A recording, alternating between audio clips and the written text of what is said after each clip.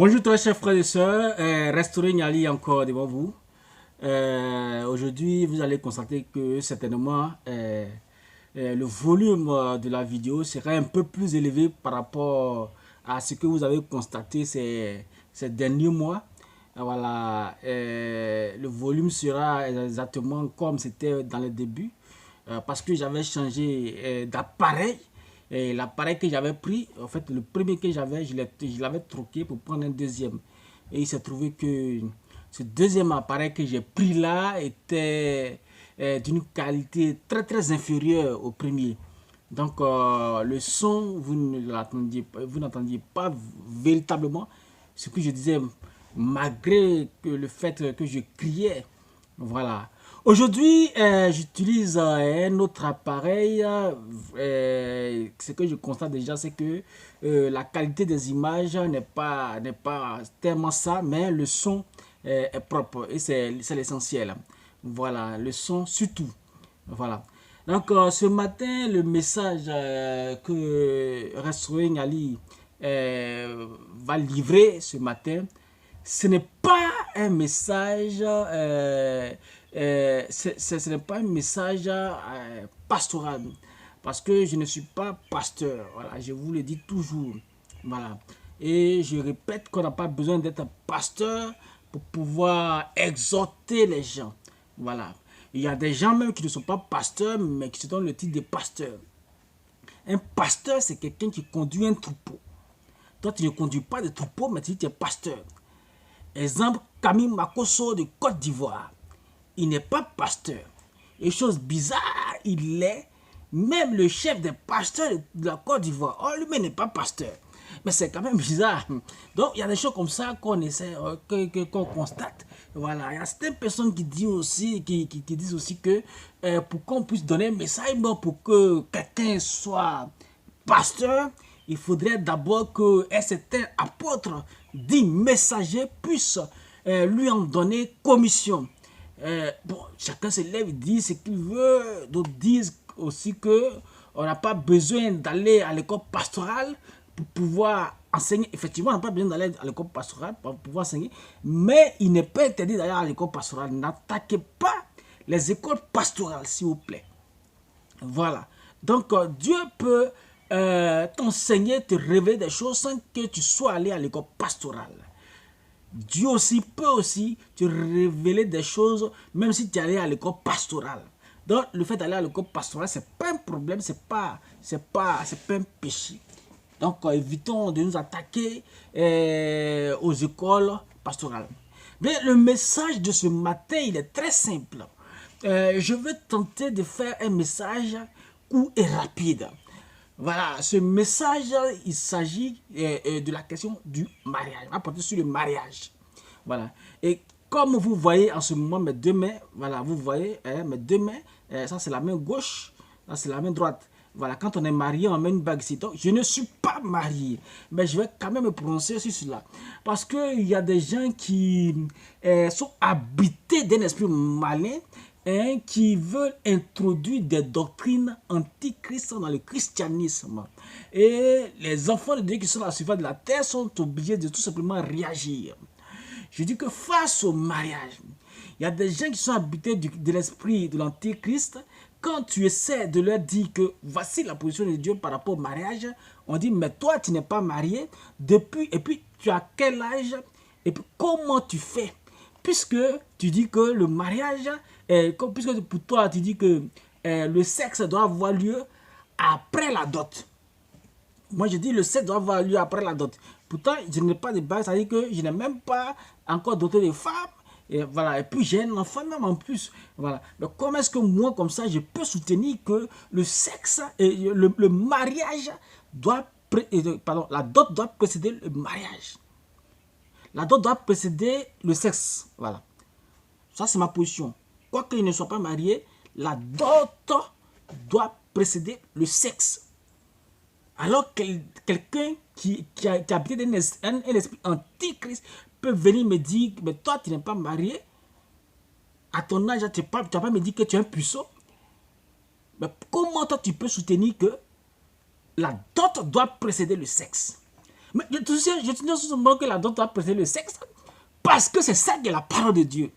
Ma vie n'est pas la parole de Dieu, mais c'est la parole de Dieu qui a transformé ma vie. Donc, si je suis appelé à porter un message aux frères et sœurs, je dois dire ce qui est la parole de Dieu et non ce qui est ma vie. Quand je m'attaque souvent aux gens qui soutiennent les rapports sexuels avant la dot, c'est pas parce que je suis mieux qu'eux, et c'est pas leur vie même que je juge, parce que je n'ai pas le droit de juger selon l'apparence, mais le droit de juger selon l'esprit. Juger selon l'apparence, c'est de juger le comportement de quelqu'un. Par exemple, je vois un certain jeune homme qui va dans un maquis accompagné de plusieurs femmes, et puis après, il rentre dans un hôtel à tour de rôle avec chacune de ses femmes. Si je le juge, alors je le juge selon son apparence. Et ça, la Bible défend cela. La Bible interdit cela. Donc, je n'ai pas le droit de juger quelqu'un selon son apparence. Mais le droit de juger quelqu'un selon l'esprit. Je ne juge pas selon l'apparence, mais selon l'esprit. C'est-à-dire, qu'est-ce que tu prêches? Qu'est-ce que tu soutiens? Qu'est-ce que tu trouves comme vérité selon la Bible? Voilà, c'est à ce moment-là que les filles de Dieu interviennent. Pour dire que vraiment, nous, malgré la vie que nous pouvons mener, mais il faut garder la parole de Dieu saine. Il ne faudrait pas chercher à manipuler pour changer le sens des Écritures. Voilà pourquoi nous luttons. Donc, quoique je ne sois pas marié, j'ai le droit d'intervenir sur cette question de mariage. Pour bien appréhender ce sujet, je voudrais vous inviter à lire un peu plusieurs passages. Vous allez lire par exemple Genèse 29 du verset 10 au verset 25. Genèse 29 du verset 10 au verset 25. Voilà. Si vous voulez, vous pouvez lire tout le chapitre. Mais Genèse chapitre 29 du verset 10 au verset 25. Vous allez lire aussi, non, du verset 10 au verset 28. Genèse chapitre 29 du verset 10 au verset 28. Après cela, vous allez lire 1 Samuel 18 du verset 20 au verset 25. 1 Samuel 18 du verset 20 au verset 25. Après cela, vous allez lire Exode 22, verset 16 à 18. Exode 22, du verset 16 à 18. Après ce passage, vous allez lire Deutéronome 22, du verset 13 au verset 16. Voilà, du verset 13 au verset 16. Vous pouvez aller un peu plus au-delà. Voilà. Puisque ce message, je n'ai pas de Bible en main, puis je n'ai pas de notes. Voilà, parce que souvent, quand je donne les messages et puis je lis, ça me gêne un peu. Voilà, non seulement ça prend plus de temps, mais ça me fait perdre souvent le fil. Voilà, donc quand je vous ai donné ce passage, c'est sur ce passage-là que je vais intervenir. Pour vous dire que dans la Bible, il n'y a pas de passage qui donne vraiment des instructions par rapport au mariage. Pour dire, des passages qui disent clairement comment est-ce que le mariage doit se faire. Pour dire, dans tel passage, Dieu a dit le mariage, voilà comment ça doit se faire. Non, mais tous ces passages que je vous ai réunis, quand un fils de Dieu les lit, il saura exactement comment est-ce que le mariage se fait selon la Bible. Et si je vais intervenir sur le mariage selon la Bible, c'est pas parce que je veux imposer le mariage selon la Bible à mes contemporains. Parce que le mariage selon la Bible ne peut pas se faire en ce moment. Voilà. C'est pas impossible, mais vraiment, je n'ai pas encore vu un homme dans mon époque là faire le mariage selon la Bible. Le mariage selon la Bible, quand vous lisez tous ces passages-là, vous allez comprendre que c'est un processus. Ce processus commence avec la dot. Ensuite, confirmé avec les rapports sexuels. Voilà. Certaines personnes disent que les rapports sexuels, c'est ça qu'on appelle le mariage. Et que, selon elle, elle dit que c'est pour cela on parle souvent de le mariage doit être consommé. Mais quand on dit le mariage doit être consommé, ça veut dire qu'il y a d'abord eu le mariage, mais c'est pas qu'on consommé. Donc, les rapports sexuels viennent consommer pour la consommation du mariage. Mais quel acte on a posé pour dire qu'il y a mariage? C'est bien la dot. Donc, le mariage, c'est un processus. Un processus qui commence par la dot. En ce moment, dans notre époque, précisément en Côte d'Ivoire, on peut dire que ça commence par ce qu'on appelle cococo. C'est-à-dire que la présentation d'abord. Ensuite vient la dot. Voilà. Mais quand on veut prendre le mariage selon la Bible, c'est un processus qui commence par la dot. Comme je vous l'ai dit, il n'y a pas de passage qui le dit clairement. Mais ces passages que je vous ai donné tout à l'heure, en les lisant, un fils de Dieu peut savoir exactement comment le mariage se fait selon la Bible.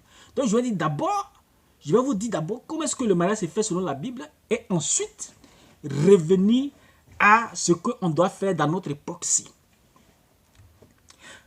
D'abord, est-ce que la dot est nécessaire pour qu'on puisse parler de mariage? Oui, la dot est nécessaire. Quand vous prenez 1 Samuel, chapitre 18, que j'ai donné, 1 Samuel chapitre 18, du verset 20 au verset 25. Voilà. D'abord, quand vous commencez au début, vous voyez que David était celui-là qui avait vaincu Goliath. Et à ce moment, c'était Saül qui était le roi. Saül ayant constaté que toute l'admiration du peuple portait vers David, a commencé à manifester une certaine jalousie. Donc, comment est-ce qu'il va éteindre David? Comment est-ce qu'il va anéantir David? Voilà. Il va proposer sa fille en mariage à David, puisque cette fille même aimait déjà David. Voilà. Il va proposer sa fille en mariage à David. Mais David n'était pas près de lui. Le roi Saül envoyait chaque fois ses gardes, ses envoyés, ses messagers vers David pour lui faire des propositions dans le but d'envoyer David vers lui. Voilà. Et puis, dans le but de lui tourner un piège, de l'envoyer vers lui et de faire de lui ce qu'il voulait. Voilà. Donc, dans le passage qui est donné, 1 Samuel 18, du verset 20 au verset 25, vous verrez que David a posé un problème. Il dit que c'est vrai, il veut bien épouser la fille du roi, mais il n'a pas les moyens, il n'a pas d'argent, il est pauvre. Il dit aux envoyés du roi, il dit que moi je suis pauvre. Et quand les rois sont allés lui rapporter, les messagers sont allés rapporter cela au roi Saül, il les a renvoyés encore vers David pour dire que, allez dire à David que le roi ne demande pas de dot. Le roi ne demande pas de dot. Donc ça veut dire que là, pour qu'il y ait mariage, il faudrait qu'il y ait dot.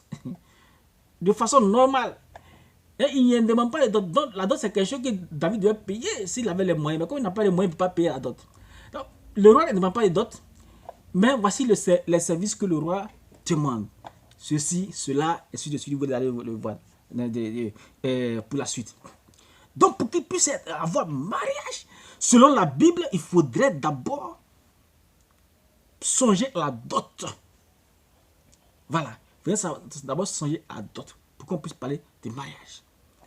Tant qu'il n'y a pas de dot, les autres actes, les autres relations qu'on peut avoir, ce n'est pas dans le cadre biblique, ce n'est pas dans le cadre chrétien. Vous allez me demander, est-ce que Dieu condamne ça ou non? Je ne sais pas. Mais le mariage, comment ça doit se faire selon la Bible, c'est ce dont je suis en train de vous parler. Si on veut faire le mariage selon la Bible.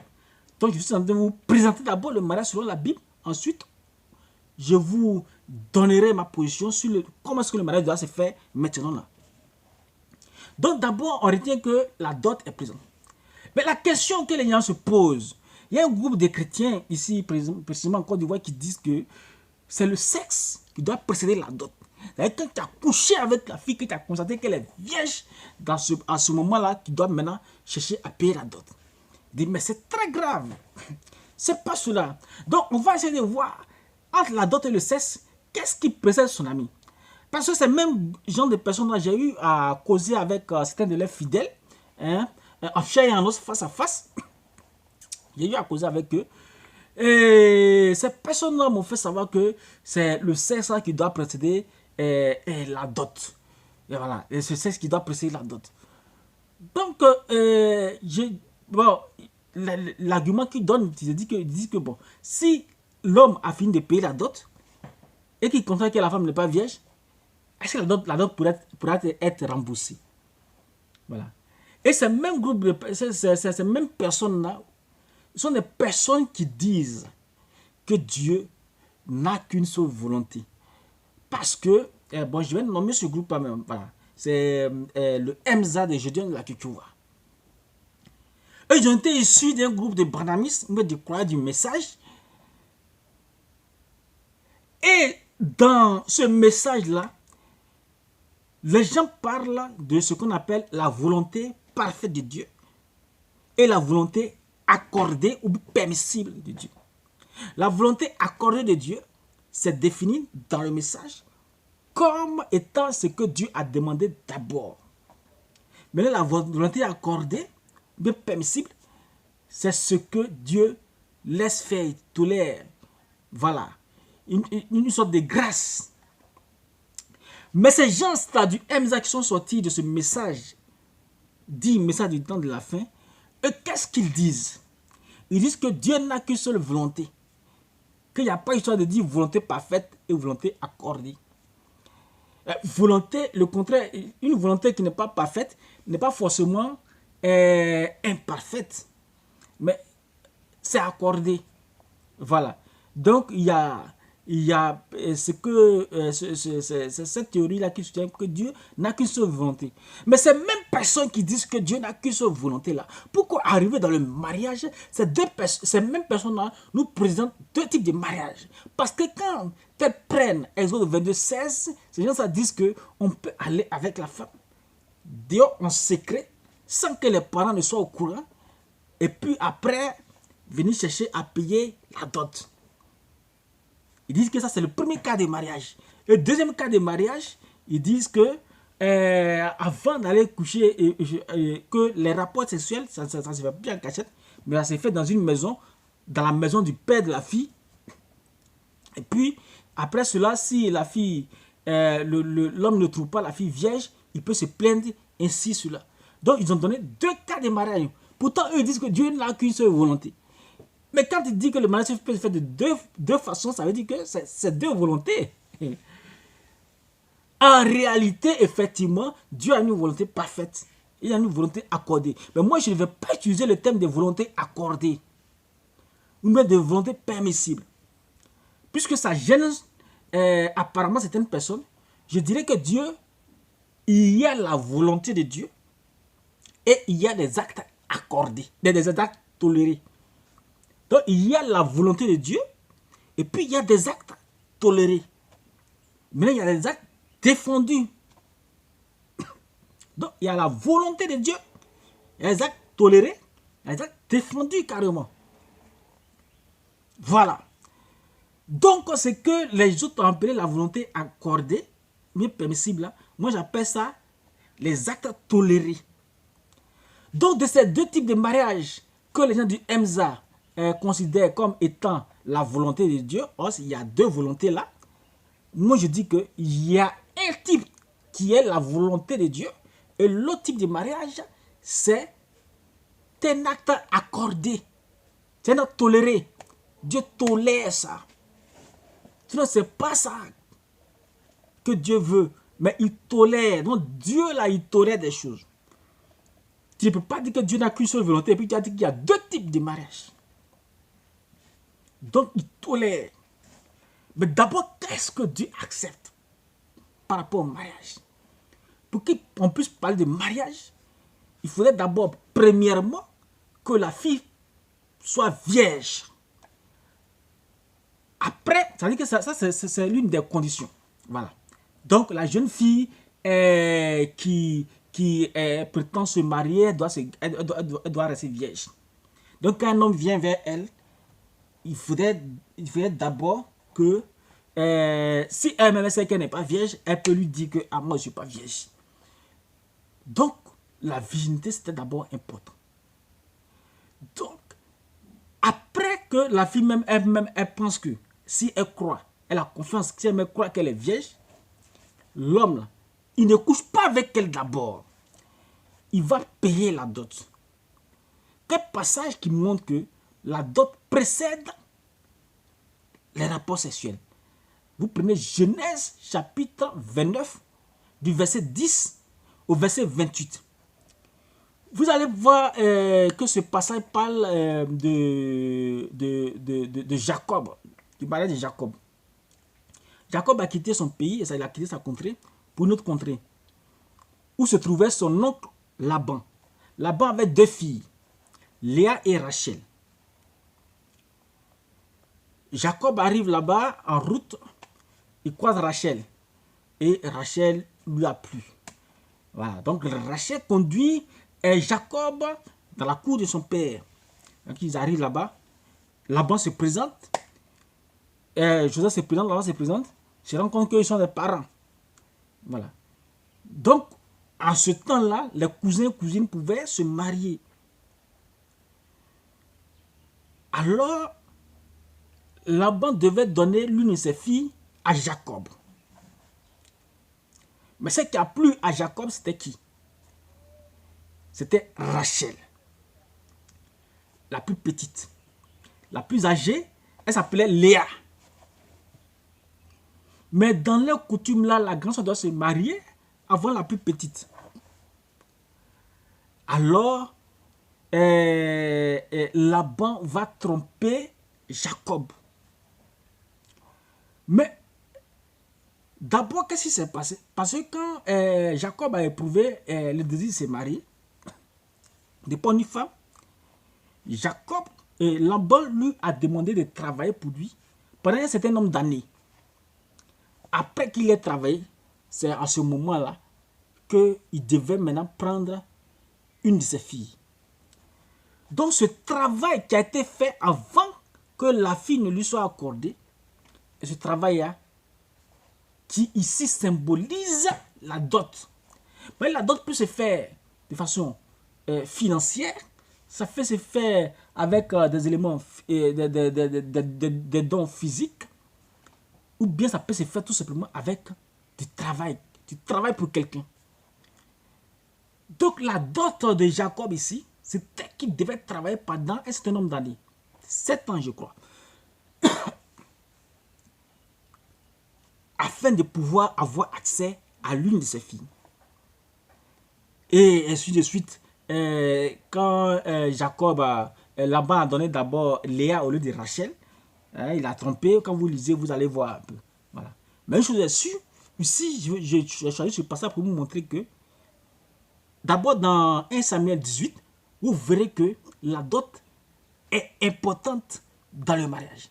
Maintenant, est-ce que la dot doit précéder les rapports sexuels? Quand vous prenez Genèse, que je vous ai donné, Genèse 29, du verset 10 au verset 28, vous verrez que la dot précède les rapports sexuels. Parce que Jacob travaille d'abord avant d'avoir accès au corps de l'une de ses filles. Avant d'avoir accès au corps de l'une des filles de Laban. Vous voyez? Donc là d'abord, ça montre que la dot précède le sexe. Donc quand on quitte là-bas et puis on vient maintenant dans Exode et dans Deutéronome, que j'ai déjà donné aussi, Exode et Deutéronome, vous allez voir ici, je vais vous montrer la volonté de Dieu. Parce que quand vous voyez les lois là, vous n'allez pas voir un passage qui dit que le mariage, vous voyez, comment ça doit faire, comment ça doit se faire. Mais ces lois-là mettent en exergue des irrégularités. C'est-à-dire, si quelque chose n'a pas réussi, qu'est-ce qu'il faut faire? Si quelque chose a été mal fait, qu'est-ce qu'il faut faire? Donc, dans le cas du mariage, on a souvent donné des exemples des situations irrégulières qui pourraient arriver. Et quand ces situations irrégulières arrivent là, il faudrait régulariser. Donc, Exode 22, verset 16, verset 18, fait mention d'un acte irrégulier qui doit être régularisé finalement. Quand vous prenez aussi Deutéronome, ça fait mention, ça fait cas d'un problème qui pourrait arriver lors du processus du mariage. Donc, pour qu'on puisse parler du mariage, il faudrait que la fille soit vierge. Et quand l'homme finit de payer la dot est payée d'abord, après c'est payé en nature, ou bien avec un travail, avec un service. Donc, une fois que la dot est payée, la fille et le jeune homme, ou bien le monsieur, rentrent dans la maison des parents de la fille pour accomplir l'acte sexuel. L'acte sexuel, pourquoi? Parce que le monsieur doit se rassurer que la fille est effectivement vierge. Donc la condition d'abord, dans les têtes, dans l'entendement, la fille doit être vierge. Mais avant de partir avec elle, il faudrait que j'ai la confirmation qu'effectivement elle est vierge. Mais la dot a été déjà payée. C'est quand le travail a été fait, quand la dot a été faite, ou bien le travail a été fait, que tu as maintenant accès au corps de la fille. Donc, lorsqu'il a accès maintenant au corps de la fille, il peut coucher avec elle. Dans la maison de ses parents, il peut découvrir qu'elle n'est pas vierge. Il peut découvrir, ou bien il peut découvrir qu'elle est effectivement vierge. Ils vont sans problème. Mais s'il découvre, parce que les rapports sexuels là faisaient aussi partie du processus du mariage. Ça commence par la dot, ça s'achève par le sexe. Dès qu'ils finissent avec le sexe, que l'homme constate que la femme est effectivement vierge, immédiatement, il va avec elle. Il la prend pour épouse. Voilà pourquoi il dit que le mariage selon la Bible ne peut pas être fait en ce moment. Bah, il faut que la femme soit vierge, forcément. Vierge, trouver une femme vierge, ce n'est pas quelque chose qui est impossible. C'est difficile, mais ce n'est pas impossible. Mais quel parent qui pourra accepter que son gendre vienne dans sa maison coucher avec sa fille d'abord avant d'aller avec elle? En tout cas, moi, dans mon époque, je n'ai pas encore vu. Voilà pourquoi je dis que le mariage selon la Bible ne peut pas être appliqué à ce moment.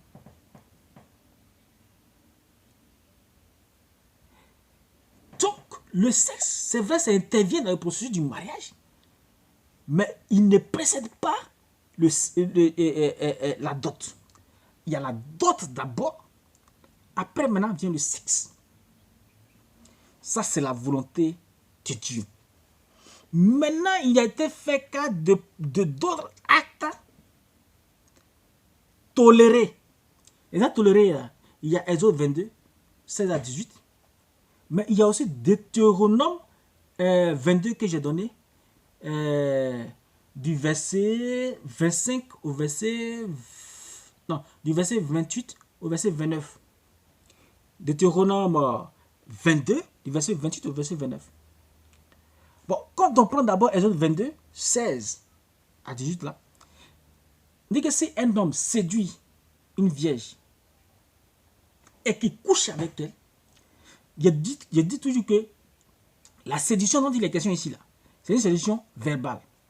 Et que ce n'est pas un acte à conseiller à quelqu'un. Ça veut dire que cette séduction, il est question d'un homme qui fait un lavage de cerveau à une vierge. Il entraîne une vierge. La vierge est considérée comme étant naïve. Donc il entraîne, la séduit. Dans Genèse, vous allez voir aussi ça. Dans Genèse, où le serpent a séduit Ève. Il a parlé, il a sémé dans sa tête. Sémé. Donc cette séduction-là, elle est verbale. C'est les paroles que le serpent disait à Ève là. Il est en train de la séduire comme ça. Non, ce n'est pas son corps qui l'a séduit. Il a dit, non, c'est pas ça. La séduction de Genèse là était verbale. Donc, le serpent a convaincu. C'est le fait d'avoir convaincu Ève là, c'est ça qui était la séduction. Donc, si un homme convainc une vierge, il n'a pas encore fait la dot, et puis il la séduit, il l'entraîne, la convainc, puis il arrive à avoir des rapports sexuels avec elle. Si cela rentre dans les oreilles des gens, alors il faudrait que cet homme-là cherche à payer la dot pour pouvoir prendre cette fille. Mais puisque c'était une chose imprévue, illégale, que personne d'autre ne savait, on dit que le père de la fille, là, il peut refuser. Il peut dire que vraiment, il a blagué ma fille, il a séduit ma vie et ma fille, il a sémé dans sa tête. Mais moi là, je ne veux pas celui-là comme gendre. Donc il peut refuser la dot. Il peut dire non, non, il ne peut pas refuser la dot, mais il peut refuser ce mariage. On dit dans ce cas-là, c'est que le jeune homme va seulement payer la dot des vierges. Dans ce cas de mariage-là, personne n'est au courant. C'est illégal. Mais Dieu tolère ça. Et puis il donne des solutions pour régulariser. Sinon, ce n'est pas une voie du mariage, selon la Bible. Donc, il ne faudrait pas vous soutenir que Dieu n'a qu'une seule volonté. En même temps, vous dites que Dieu donne deux possibilités de mariage. Non. Il y a une possibilité que sa volonté. L'autre là, c'est un acte toléré.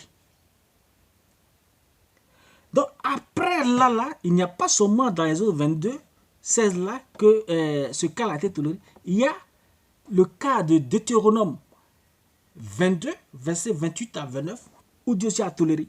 Ici, là, maintenant, on dit même lorsque un homme fait violence à une femme. Il fait violence. Ça veut dire que cette fois-ci, il ne s'est pas contenté de lui parler. Il ne s'est pas contenté de la blaguer. Peut-être qu'il a blagué, il n'a pas réussi. Donc maintenant, il la force et puis il couche avec elle. Là encore, Dieu demande, la loi demande que ça puisse aboutir au mariage. Là, on va dire aussi que là aussi, c'est aussi une autre forme de mariage. Donc ça fait trois formes maintenant. Et on se base trop sur les autres 26 parce que là-bas, ils ont dit séduction. Pour la séduction, c'est une bonne chose. Mais prenez Proverbe chapitre 10, verset 1. Ou du moins Proverbe 1, verset 10. Voilà, vous essayez d'inverser. Je n'ai plus ça en tête. Soit Proverbe 10, verset 1, ou bien Proverbe 1, verset 10. Vous verrez que la séduction est défendue par la Bible. Et la séduction qui est défendue par la Bible, c'est la séduction verbale. Tromper quelqu'un. Donc là-bas, on dit, non, comme ils ont dit séduit dans les autres 22 là, c'est pas quelque chose de grave, non, donc ça c'est une forme de mariage. Donc, vous voyez, les autres 22, 16, on demande que l'homme soit obligé de marier la fille. Mais son papa peut refuser. Mais dans le deuxième cas où lui a fait violence là, ça conduit aussi au mariage. En fait, comme il lui a fait une violence, et que ce n'est pas ce que Dieu recommande pour le mariage, donc il ne doit pas avoir mariage. Moi, il a oublié de l'épouser. Donc, il y a eu une infraction là aussi, de la même manière que dans les autres 22, 16 ans, il y a eu une irrégularité. Dans les autres 22, et dans Deutéronome 22, 28 aussi, c'est aussi une autre irrégularité. C'est aussi une autre irrégularité. Donc, vous voyez, dans ça, malgré qu'il ait violé la fille, on dit qu'il est obligé de l'épouser. On n'essaie même pas de le punir. Hein. On dit qu'il est obligé de l'épouser. Ça veut dire que moi, si dans le quartier, il y a une fille qui me plaît comme ça, il dit, bon, le même, il a demandé, la mère de ses parents, on peut me refuser, d'accord, moi, il a lui fait violence. Une fois qu'elle est couchée avec elle, c'est fini. Elle devient ma femme. Ça aussi une voie du mariage. Est-ce que c'est ce que Dieu demande? Exode 22, 16 et Deutéronome 22, 28 à 29, c'est pas ce que Dieu demande. Quand on lit tous ces passages, comme je vous l'ai dit, il n'y a pas un passage qui dit vraiment comment est-ce que le mariage doit se faire, mais les filles de Dieu peuvent comprendre. Le mariage, c'est un processus qui demande d'abord qu'il y ait la dot.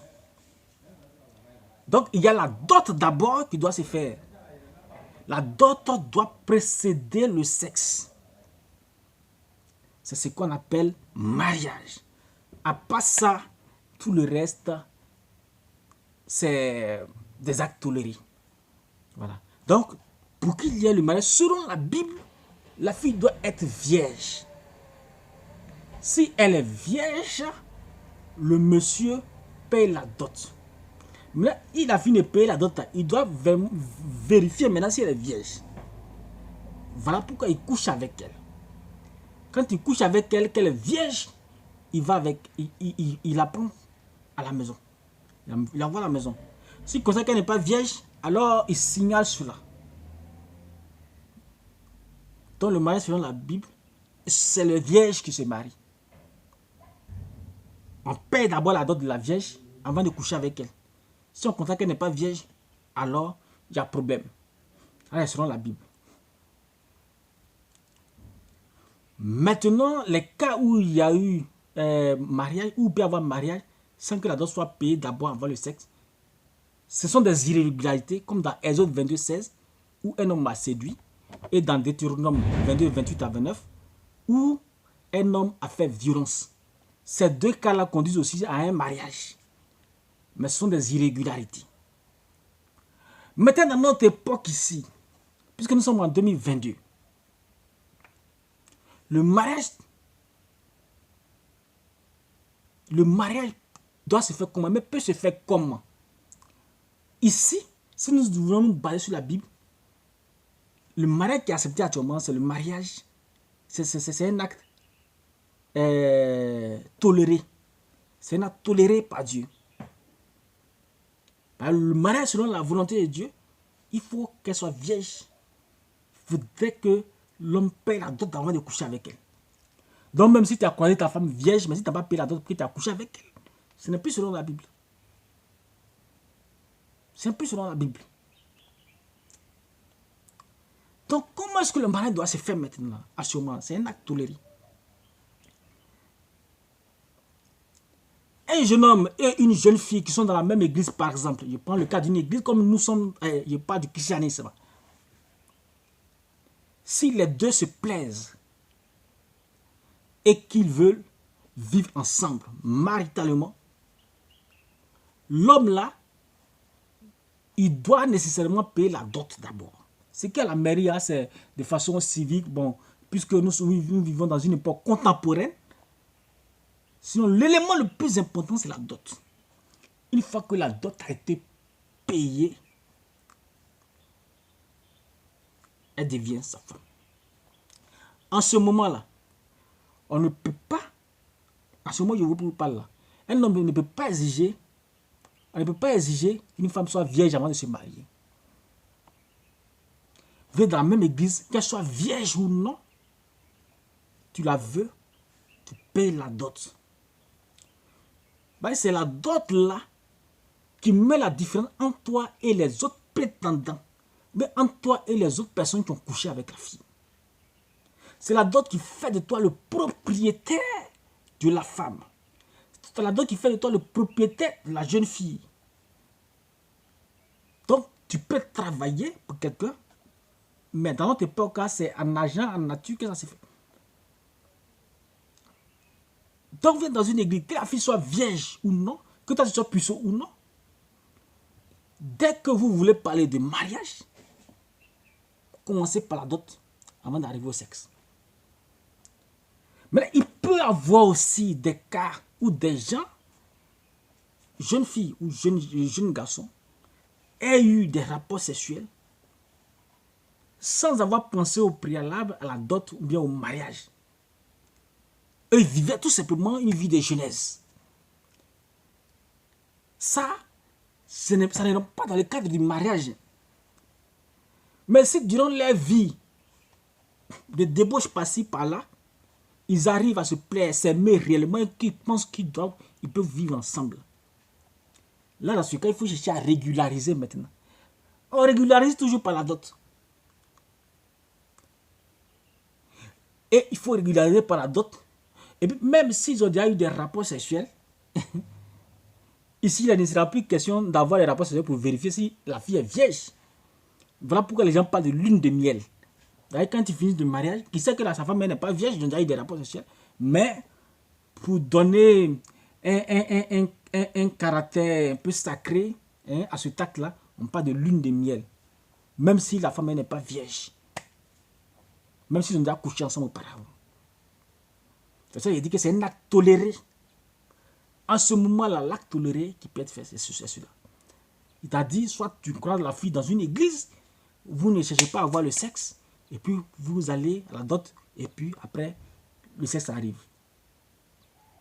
Ou alors, la fille vous a croisé dans le monde, vous plaisez, vous avez eu des rapports sexuels, et maintenant, vous voulez faire les choses selon le christianisme. Dans ce cas, tu vas payer la dot pour qu'elle soit à toi. C'est ce qui peut être appliqué en ce moment, comme mariage. Donc, voyez-vous, comme je vous l'ai dit, je ne suis pas marié. Et quand je m'oppose souvent à ceux qui disent qu'il faut le sexe avant le mariage, c'est pas parce que moi, je n'ai jamais connu des rapports sexuels.